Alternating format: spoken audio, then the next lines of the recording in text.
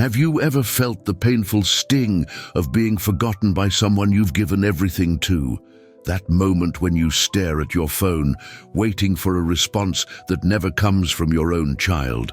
The holidays pass, birthdays go unacknowledged, and you're left wondering where you went wrong, how the person you raised with such love and sacrifice could treat you like an afterthought in their busy life. Many parents over 55 find themselves in this heartbreaking situation, having devoted decades to raising children who now seem indifferent to their existence. You've supported them through college, helped with down payments on their first homes, and offered endless emotional support, yet they can't seem to find time for a simple phone call. This disconnect isn't just disappointing. It cuts to the core of your identity, leaving you questioning your worth and purpose in this new chapter of life. What most parents don't realize is that reconnection is possible, but it requires a fundamental shift in how you approach the relationship. Traditional advice often suggests trying harder, calling more frequently, being more available, or expressing your hurt feelings directly. Yet these well-intentioned strategies frequently backfire, pushing adult children further away and deepening the cycle of rejection and pain that leaves both generations unhappy and unfulfilled.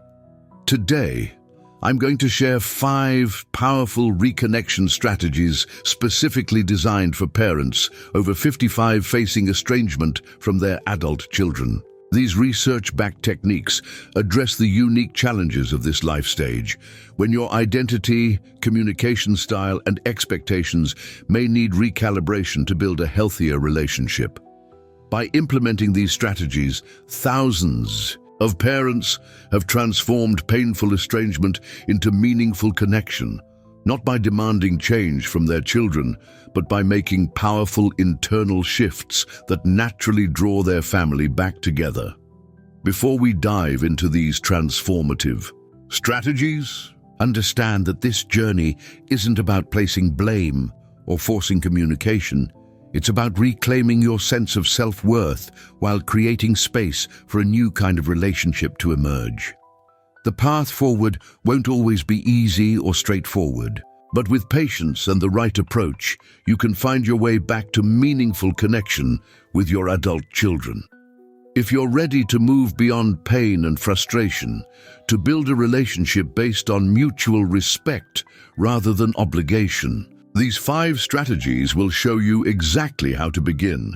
To illustrate how these principles work in real life, let me share a story that captures this journey perfectly.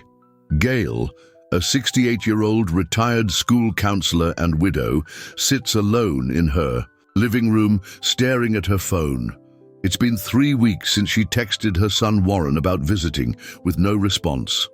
A framed photo of Warren's graduation sits on the side table, the last time they shared genuine warmth. At 42, Warren has a successful career and a beautiful home, partly thanks to Gail's help with the down payment, yet he treats her like an afterthought, cancelling plans last minute, and even forgetting her birthday last year.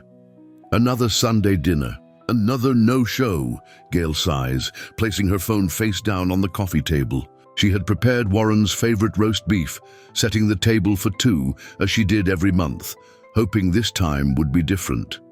The clock on the wall reads 7:30 p.m., an hour and a half past their agreed meeting time, and the untouched meal sits cold in the kitchen. No call, no text, not even the courtesy of cancellation, just silence. Gail feels the familiar ache in her chest, a mixture of disappointment and helplessness that has become her constant companion. While returning books at the library the next day, a colorful flyer catches Gail's eye. "Healing relationships with adult children," it reads, advertising a support group at the community center. She nearly walks past it. What could a support group possibly tell her that she hasn't already tried? Yet something makes her take a picture of the information.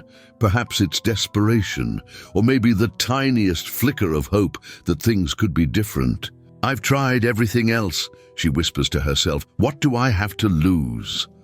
The following Thursday, Gail nervously enters the community center, following signs to a meeting room where chairs are arranged in a circle. A few people are already seated, their faces showing the same mix of hope and resignation she feels.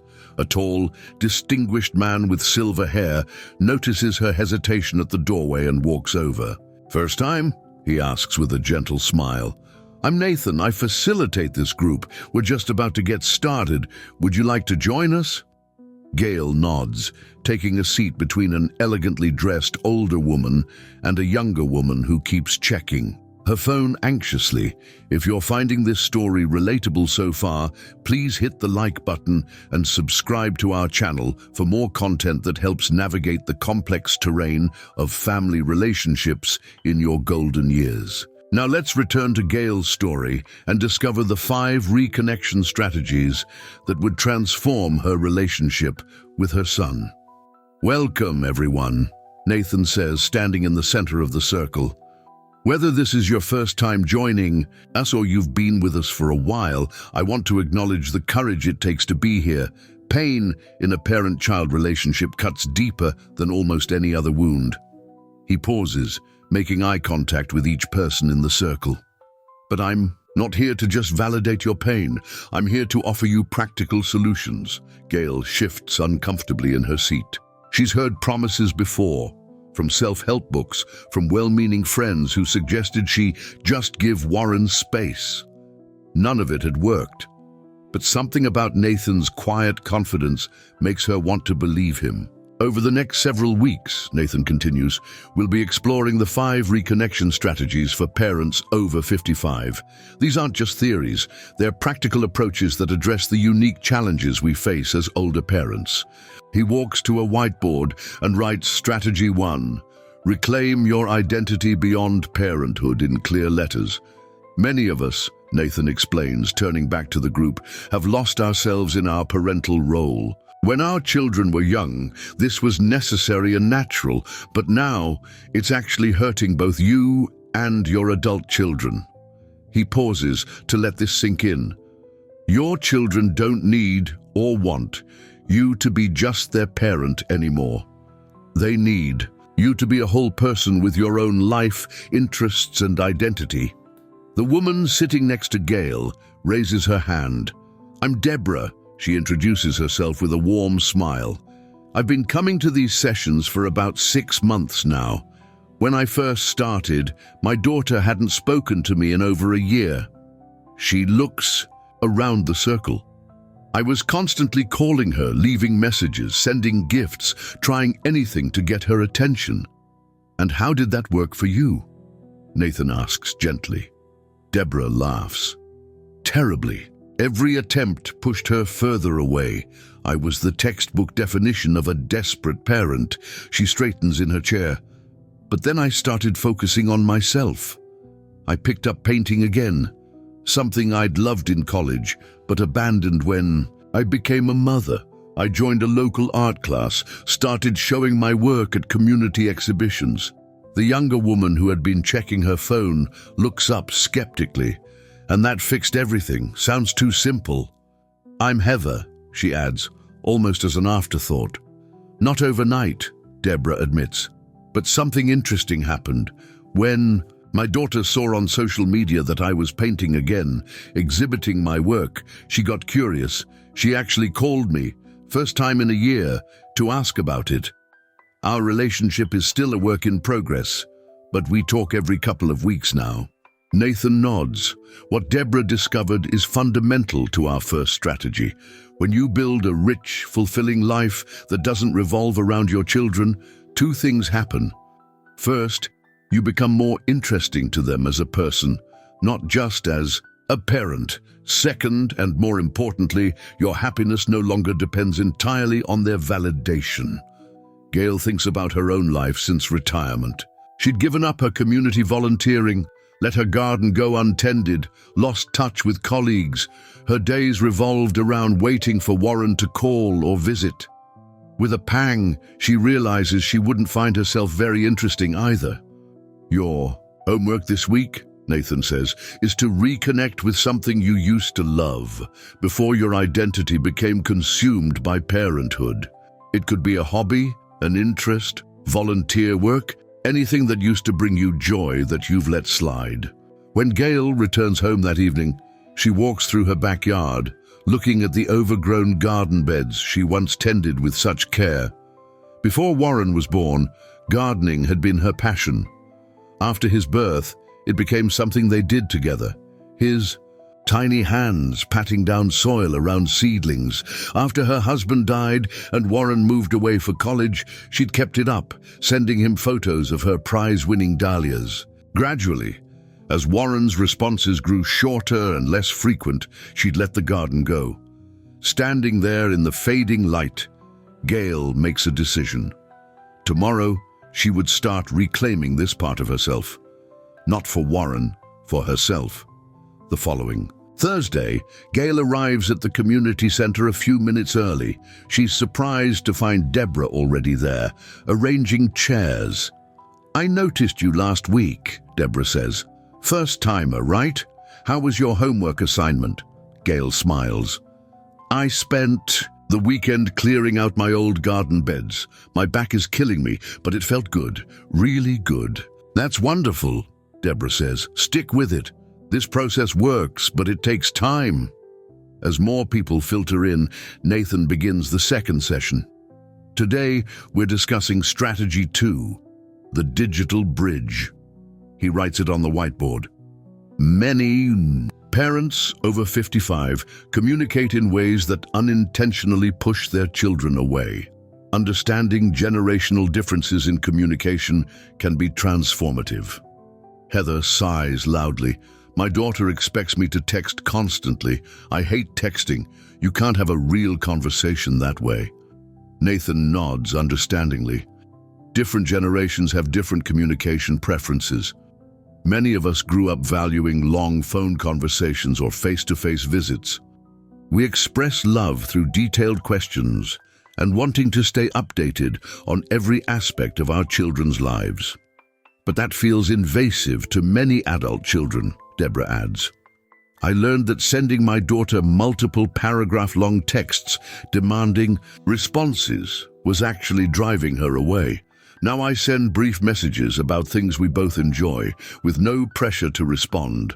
Gail thinks about her own texts to Warren, lengthy messages asking about his work, his health, when he might visit, usually ending with some variation of "please respond when you can." She now sees how these might feel overwhelming to him. "Your homework this week," Nathan explains, "is to examine how you're communicating with your adult children. Are you respecting their preferred methods and timing? Are you leaving space or creating pressure? Try sending a brief, no-pressure message about something you know they're interested in, with no questions attached." That evening, Gail scrolls through Warren's social media. He rarely posts, but his profile picture shows him at a baseball game. He's always loved the sport, something they used to share. She finds a short article about his favorite team's new signing and, after typing and deleting several drafts, simply sends the link with, "Thought you might find this interesting." No questions, no "please respond," no emotional hooks. To her surprise, Warren replies within an hour. "Thanks. Good trade for them." Just 4 words, but more than she's heard from him in weeks. She fights the urge to immediately respond with questions and simply lets the brief exchange be what it is, a small bridge rebuilding. The following week, Nathan introduces Strategy 3, strategic independence. He explains, "Constantly making ourselves available creates an unhealthy dynamic. Adult children need to see that we have our own lives, priorities, and boundaries." "But isn't being there for our children what parenting is all about?" asks an older gentleman Gail hasn't met before. "There's a crucial difference," Nathan responds, "between being supportive and being at their disposal. Many parents over 55 drop everything whenever their adult child might be available. This inadvertently communicates that your time has less value than theirs." Gail shifts uncomfortably, recognizing herself in this description. Just last month, she'd cancelled a doctor's appointment because Warren had said he might be able to stop by that afternoon. He never showed, and she'd missed her appointment for nothing. Strategic independence means developing a full life while remaining emotionally open. Nathan continues. It means having your own commitments that you honor, your own friendships you nurture, your own priorities you respect. Paradoxically, this often makes adult children more interested in connecting because they no longer feel the weight of being your entire world. This was hardest for me, Deborah admits. I was so afraid of missing a chance to see my daughter that I'd keep my schedule open just in case. Now I plan my activities, and if she wants to see me, we find a time that works for both of us. Our relationship feels more equal. Heather shakes her head. My son lives 2 hours away. If he says he can visit, I'm dropping everything. Those chances are too rare. That's your choice, Nathan acknowledges. But consider what message that sends about the value of your time and life. Your homework this week is to evaluate your calendar. Are you living fully, or are you living on standby? Make one commitment this week, to yourself, not to your child, and keep it no matter what. Gail considers this as she drives home. There's a community garden project she'd seen advertised at the library. They meet on Sundays, the day she always keeps open for Warren, just in case. After a moment's hesitation, she decides to sign that Sunday. As she works alongside other gardeners in the community plot, Gail feels a sense of purpose she hasn't experienced in years. She's teaching a young mother how to prune tomato plants when her phone buzzes. It's Warren asking if he can stop by for dinner. Her instinct is to immediately say yes, to rush home and prepare his favorite meal. Instead, she takes a breath and replies, I'm at the community garden until 5. Would love to see you after that. There's a long pause before his response comes. Okay, 6 p.m. She agrees and continues her gardening lesson, noticing that the usual anxiety, the fear that he'll change his mind if she's not immediately available, isn't as overwhelming as before. The fourth session focuses on strategy 4. Boundaries. Without ultimatums, Nathan makes an important distinction. Setting healthy limits is not the same as making threats. Many parents, when hurt by their children's behavior, resort to emotional manipulation or guilt trips. Gail thinks of her own tactics, the sighs, I guess you're too busy for your mother, the reminders of all she's sacrificed. She's never seen these as manipulation before, just expressions of her hurt. True boundaries, Nathan explains, are calmly stated limits that protect your emotional well-being without punishing the other person. Instead of, if you cancel again, don't bother calling me anymore. Try, I'd love to see you, but I need at least 2 days' notice to plan my week. The group practices phrases for setting boundaries respectfully. When Gail's turn comes, she says, I'm happy to help with financial emergencies, but I need to plan for my own retirement, so I can't be a regular source of extra funds. Nathan nods approvingly. That's excellent, Gail. It's clear without being punitive. I tried setting boundaries with my son, Heather interjects. He just ignored them completely. Boundaries aren't about controlling others' behavior, Nathan reminds her gently. They're about what you will and won't accept, and the actions you'll take to protect yourself. The key is consistency. If you say you need notice before visits, but then accommodate last-minute drop-ins, your boundary means nothing. Gail realizes she's been guilty of this inconsistency. She's told Warren numerous times that she needs him to confirm plans in advance, yet she always welcomes him when he shows up unannounced, rearranging her schedule to accommodate him. Your homework, Nathan says, is to identify one boundary you need in your relationship with your adult child, express it clearly without emotional language, and, this is crucial, maintain it consistently. Later that week, Warren texts Gail last minute about coming over. Instead of her usual, of course I'll be waiting, she responds, I have plans this evening that I can't change. I'd love to see you this weekend if you can let me know by Friday. It feels terrifying to send, but also empowering. Warren doesn't respond immediately, and Gail finds herself reaching for the phone to backtrack. She puts it down firmly and gets ready for her book club meeting. When she returns home 3 hours later, there's a message from Warren. Saturday lunch? Progress, small but real.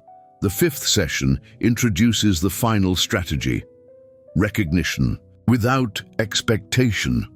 Nathan explains, many parent-child relationships are strained by unspoken scorekeeping. Parents mentally track everything they've sacrificed, expecting proportional gratitude and attention in return. Deborah nods emphatically. This was my breakthrough. I realized I was silently tallying everything I'd done for my daughter. The college tuition, the wedding I paid for, the free childcare. Every time she didn't call or visit, I'd mentally review that list, growing more resentful. What changed? Gail asks. I recognize that true gifts don't come with hidden invoices, Deborah says. If I gave to my daughter expecting specific returns, they weren't really gifts, they were transactions, and transactions create obligation, not connection. Heather scoffs. So we're just supposed to give and expect nothing in return? That sounds like being a doormat. There's a difference, Nathan says carefully, between expecting basic respect and expecting specific demonstrations of gratitude. This strategy isn't about continuing to give while receiving nothing. Remember our boundary work. It's about releasing the expectation that past generosity entitles you to current attention. Gail thinks about the down payment she helped Warren with, the support through college, the countless ways she's tried to make his life easier. She's always believed these investments should naturally result in a close relationship. Now she wonders if attaching these expectations has actually created distance. Your final homework, Nathan says, is to reflect on what scorecards you might be keeping. Can you acknowledge your generosity as a parent while releasing the expectation that it entitles you to anything specific in return? Throughout these weeks, Gail steadily implements each strategy. She revives her garden, joins the community project, adjusts her communication style with Warren, develops her own schedule rather than waiting on standby, sets clear boundaries, and works on releasing her expectations based on past support. The changes aren't dramatic, but they're real. Warren's texts, though still brief, come a bit more frequently. When they do meet, he seems less defensive, more present. Most significantly, Gail finds herself less anxious about their relationship. Her happiness no longer hinges entirely on Warren's attention.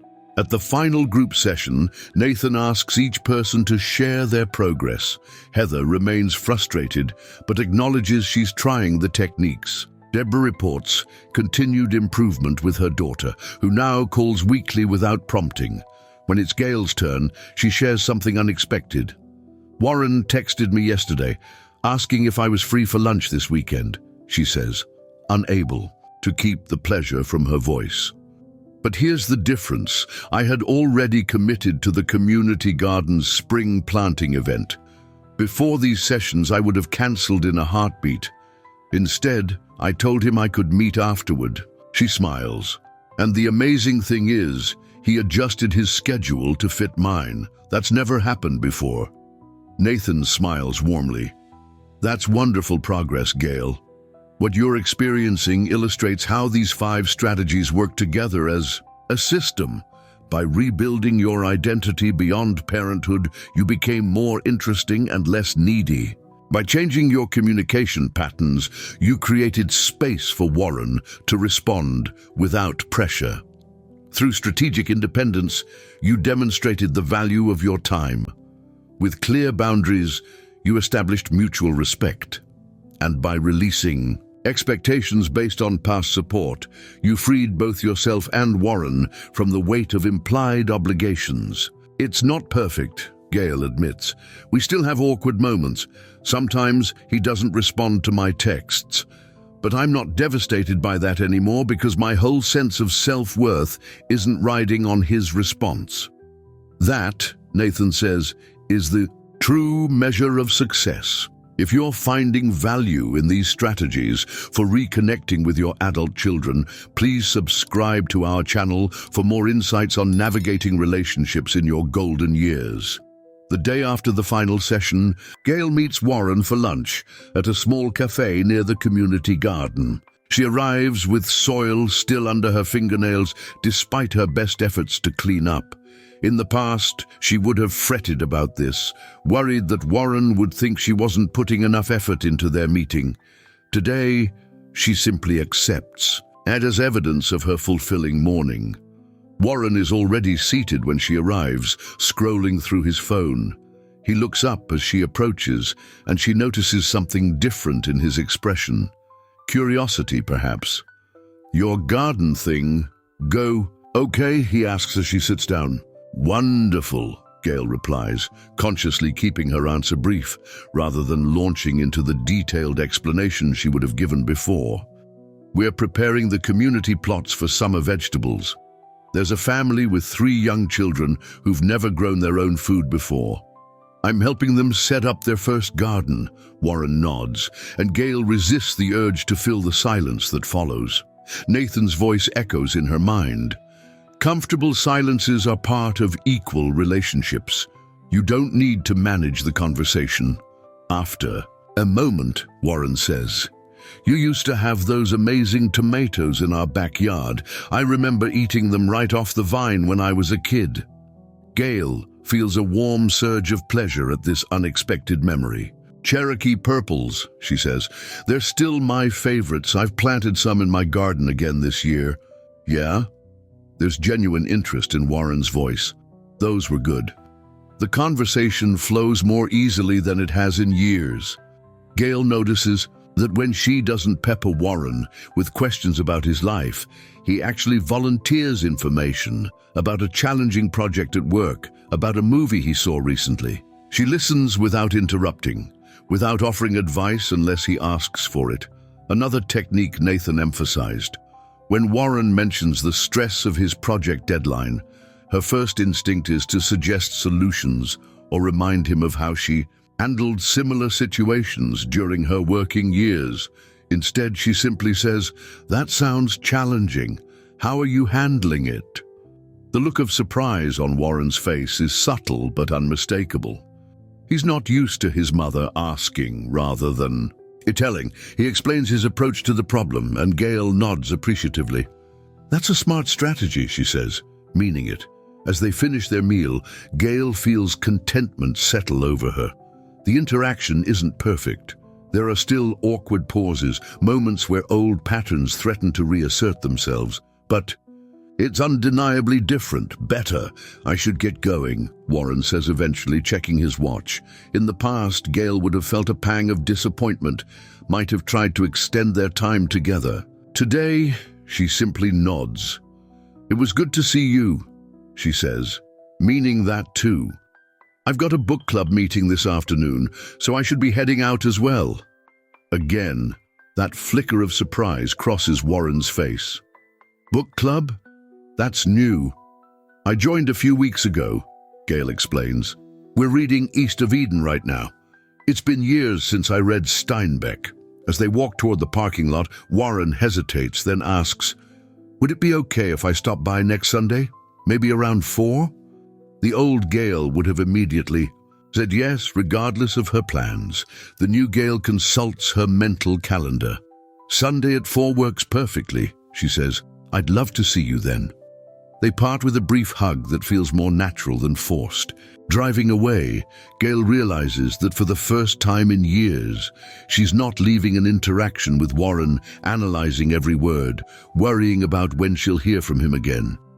There's a newfound peace in this recognition that her worth doesn't depend on her son's validation. At home, Gail sits in her garden, reflecting on everything she's learned through Nathan's 5 strategies. She realizes that each one challenged a deep-seated belief she'd held about parenting. Strategy 1, reclaim your identity beyond parenthood, confronted her belief that being a good mother meant making Warren the center of her universe. By Rebuilding her own interests and community connections, she'd not only become more appealing to Warren, but had also rediscovered parts of herself she'd forgotten. Strategy. 2. The digital bridge had shown her that her communication style, lengthy messages requiring responses, constant check-ins, created pressure rather than connection. Learning to send brief, no-pressure texts about shared interests had opened a channel that Warren actually used. Strategy. 3. Strategic independence had been perhaps the most challenging. Gail had believed that good parents should always be available, should drop everything when their child might need them. Creating a full life with commitment she honored had felt selfish at first. Yet paradoxically, this selfishness had led to more mutually respectful interactions with Warren.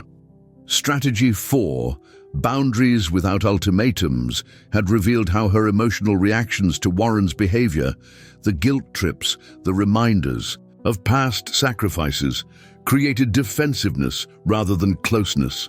Learning to state her needs clearly without emotional manipulation had changed the dynamic between them. And strategy 5, recognition without expectation, had forced her to confront her deepest belief that her years of sacrifice and support entitled her to Warren's time and attention. Releasing this expectation had freed both of them from an unspoken contract neither had consciously agreed to. The following Sunday, Warren arrives at 4 o'clock exactly. Another small change. Before, he might have come an hour late with no explanation, knowing his mother would simply be grateful for his presence, regardless of timing. Gail welcomes him and offers tea, which they drink in the backyard beside her flourishing garden. The conversation flows more naturally than it has in years, with Warren actually asking about her activities, the community garden, her book club, a local history lecture she attended. "You seem different, Mom," he says finally, studying her over the rim of his cup. Gail considers how to respond. Before the support group, she might have denied any change, worried about making Warren feel responsible for her previous unhappiness. Now she opts for honesty. "I am different," she acknowledges. "I've been working on myself, on building a life that's fulfilling on its own terms. It's been good for me." She pauses, then adds the truth that Nathan encouraged them all to recognize. "Our relationship is important to me, Warren, but I've realized that making you the sole source of my happiness wasn't fair to either of us." Warren looks down at his cup, silent for a long moment. "I felt that," he says finally, "the weight of it. Like if I couldn't make time to see you, I was responsible for your loneliness." He glances up. It was easier to just pull back. This admission would have devastated Gail a few months ago. Today, she simply nods. "I understand that now. I'm sorry for putting that burden on you." "And I'm sorry for pulling away," Warren says. "It was easier than dealing with it directly." It's not a perfect resolution. Gail knows their relationship will continue to have its challenges, but this honest exchange feels like solid ground upon which they can build something healthier. As the weeks pass, Gail continues to implement all 5 strategies. She deepens her involvement with the community garden, joins a local history society, maintains her book club membership. Her calendar fills with activities that bring her genuine pleasure, not just ways to pass time between Warren's visits. She keeps her communication with Warren brief and pressure-free, sharing articles or photos related to their shared interests without demanding responses. When they do arrange to meet, she honors her own schedule, suggesting times that work around her commitments rather than making herself perpetually available. She maintains her boundaries consistently. When Warren asks for financial help with a non-emergency expense, she gently declines, explaining that she needs to prioritize her retirement security. Though anxious about his reaction, she's relieved when he accepts this boundary without anger. Most importantly, she works daily on releasing expectations based on past support. When thoughts arise about all she's sacrificed for Warren, she acknowledges them without judgment, then consciously lets them go. Her worth is no longer tied to her son's recognition of her sacrifices. The changes in their relationship aren't dramatic, but they're significant. Warren calls more regularly now, texts occasional photos from his day. Their conversations, while not always deep, are more authentic. He seems more relaxed in her presence, less defensive. They've established a routine of Sunday afternoon tea every other week, not because Gail demanded it, but because it naturally evolved as something they both enjoy. One Sunday, about 3 months after the support group ended, Warren brings up something unexpected. "I've been thinking about taking a cooking class," he says. "I never learned to. Make those Sunday roasts you used to do." Gail carefully keeps her expression neutral, though inside she's delighted. "That sounds like a wonderful idea," she says. "The community center offers some excellent classes." "I know," Warren says, surprising her. "I checked their website." He hesitates, then adds, "I thought maybe we could take one together, if you're interested." 6 months ago, Gail would have jumped at this invitation, possibly overwhelming Warren with her enthusiasm. Today she simply smiles warmly. "I'd enjoy that," she says. "Let me know which class you're thinking of, and I'll check my calendar."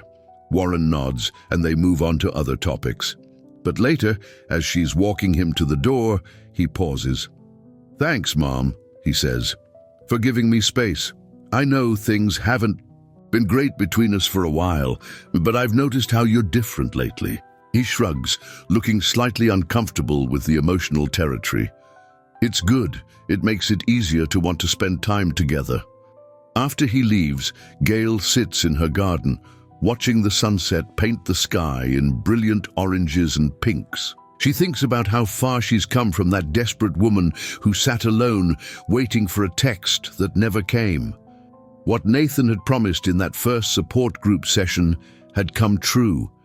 By changing herself, she had created space for her relationship with Warren to transform as well. Not through manipulation or guilt or desperate pleading, but through the quiet power of reclaiming her own life while remaining emotionally open. Gail realizes that the most profound change isn't in Warren's behavior, though that has certainly improved. The most significant transformation is in herself. Her happiness no longer hinges on her son's attention. She's rediscovered her own worth beyond her identity as a mother. She's built a life rich with meaning, connection, and purpose that exists independently of her relationship with Warren. This, perhaps, is the deepest wisdom she's gained. True connection with adult children comes not from clinging tighter, but from holding more lightly. Not from demanding acknowledgement of past sacrifices, but from making peace with the reality that those sacrifices were freely given gifts, not down payments on future attention. In the weeks that follow, Gail and Warren attend their cooking class. Together, there's an ease between them that Gail can't remember feeling since Warren was a child. They laugh over misshapen bread loaves, celebrate perfectly roasted vegetables, share the meals they create with a simple pleasure that feels like rediscovering something long lost. After one such class, they walk to the parking lot together, carrying containers of the pasta dish they'd learned to make. "Same time next week?" Warren asks, and Gail nods, feeling a quiet contentment settle over her. "I have my garden committee meeting in the morning," she says, "but I'll be free by 2. "Perfect," Warren says, and there's a comfortable pause before he adds, "I was thinking of asking Alicia to join us for dinner after class next week. She mentioned she'd like to meet you." Gail's heart gives a little leap. Warren has been dating Alicia for nearly 6 months, but this is the first time he's suggested introducing them. In the past, Gail might have immediately expressed excessive enthusiasm, perhaps asking too many questions that would make Warren retreat. Now she simply smiles. "I'd like that very much," she says. As she drives home, Gail reflects on the journey that brought her here, from the desperate loneliness that led her to Nathan's support group, through the challenging work of implementing the 5 strategies, to this moment of genuine connection with her son. It hasn't been easy. There have been setbacks along the way, Times when she slipped back into old patterns, when Warren retreated into old defenses, but the overall trajectory has been toward healing. At home, Gail waters her thriving garden in the evening light. The tomato plants are heavy with fruit, now the Cherokee purples that Warren remembered from his childhood. She picks one, perfectly ripe, and bites into it, savoring the rich sweetness. A text chimes on her phone, a photo from Warren of the pasta dish he's reheated for his dinner, with the simple message, "Came out great the second time too." Gail smiles and sends back a thumbs-up emoji, the kind of brief, no-pressure communication that has become their new normal. Then she puts her phone away and continues tending her garden, secure in the knowledge that she's not just Warren's mother, but a whole person with her own rich life. Their relationship, once so fraught with expectations and disappointments, has found a new foundation built on mutual respect rather than obligation. As the sun sets, Gail thinks of all the parents like her, sitting alone with their phones, waiting for messages that don't come, aching for connections that seem increasingly distant.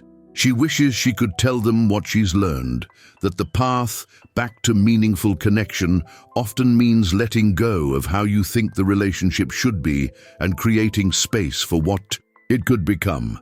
The journey isn't easy, and the results aren't instant. But by reclaiming your identity beyond parenthood, bridging the digital divide, practicing strategic independence, setting boundaries without ultimatums, and recognizing without expectation, it's possible to transform even the most strained parent-child relationships into something new and healthier. Gail knows that her relationship with Warren will continue to have its challenges. They are, after all, two complex individuals with their own lives and perspectives, but the desperate pain that once characterized their interactions has been replaced by something gentler and more authentic, a relationship based on mutual choice rather than obligation, on present connection rather than past expectations. And in this transformation, Gail has discovered perhaps the most important truth of all, that her worth was never dependent on Warren's recognition of her sacrifices. It was always there, waiting to be reclaimed through her own courage to live fully, to love openly without demanding returns, and to find peace within herself regardless of external validation. If this journey resonates with your own experience as a parent, please take a moment to like this video as we continue our exploration of rebuilding relationships with adult children.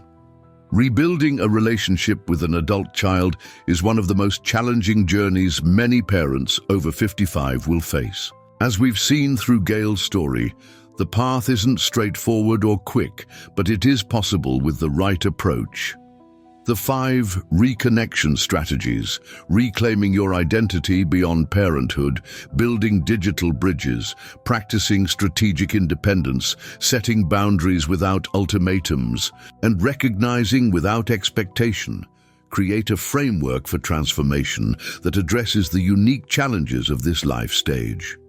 Gail's journey from desperate loneliness to quiet confidence illustrates the paradox at the heart of these strategies. Sometimes, to draw someone closer, you need to create space. By building a life rich with meaning and purpose that didn't revolve around Warren's attention, she became not just a more interesting person to her son, but also a happier, more fulfilled individual in her own right. Her worth no longer hinged on Warren's validation, freeing both of them from an unhealthy dynamic. The most profound change, as Gail discovered, happens within ourselves. When we stop defining our success as parents by how often our adult children call or visit, we create the emotional freedom necessary for authentic connection.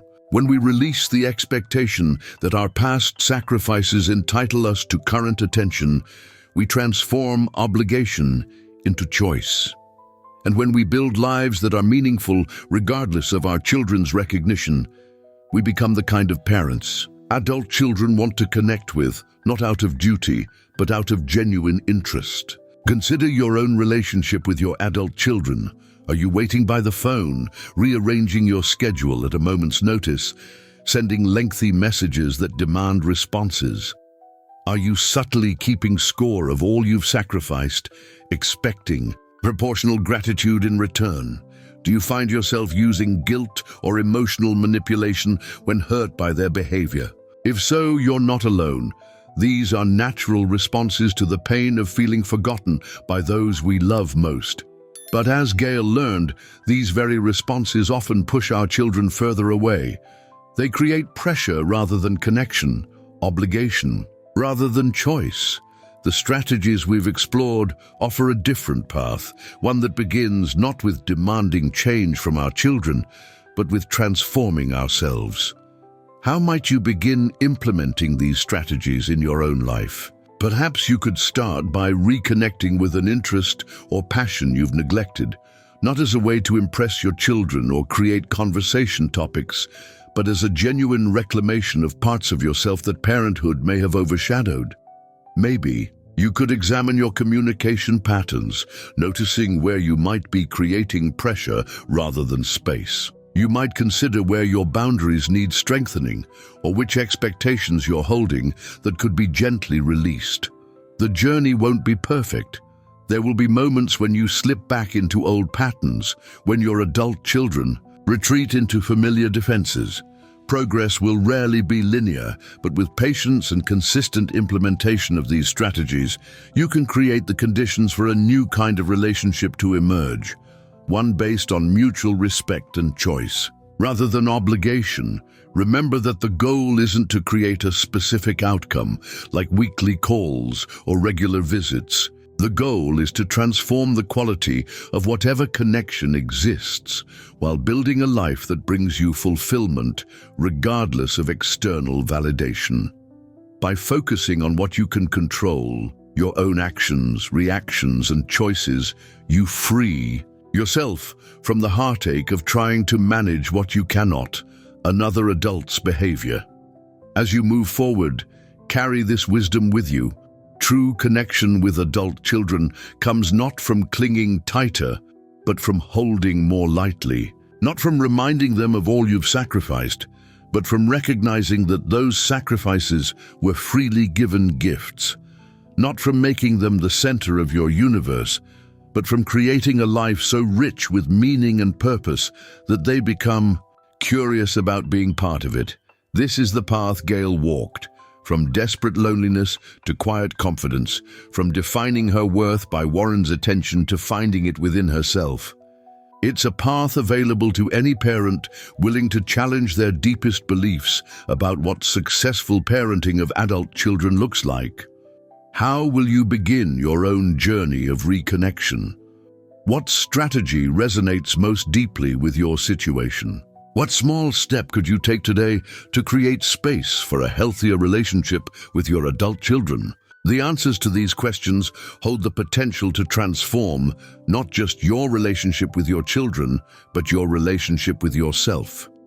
If you found value in Gail's story and these reconnection strategies, please like this video and subscribe to our channel for more wisdom on navigating the complex terrain of relationships in your golden years.